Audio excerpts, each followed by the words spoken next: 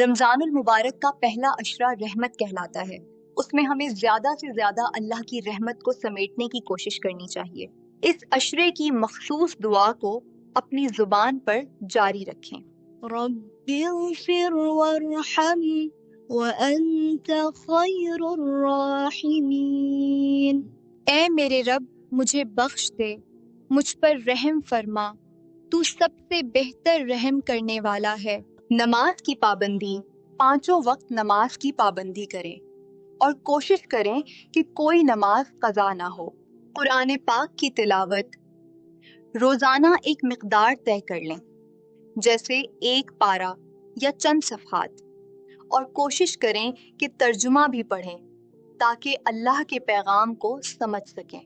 تہجد کا اہتمام، سحری کے وقت 10-15 منٹ پہلے اٹھ کر تہجد کے نوافل ادا کریں۔ یہ وقت قبولیت کا ہوتا ہے۔ زبان کی حفاظت، روزہ صرف بھوکا رہنے کا نام نہیں بلکہ زبان کو جھوٹ، غیبت اور بدکلامی سے بچانے کا نام ہے۔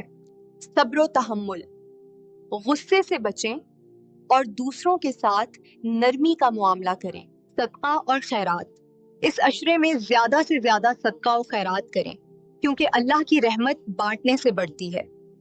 کسی ضرورت مند کو افطاری کروانا عظیم ثواب کا باعث ہے۔ یہ وقت اپنے رب کو منانے کا ہے۔ کثرت سے استغفار کریں اور اللہ سے اس کی رحمت اور فضل کی دعا مانگیں۔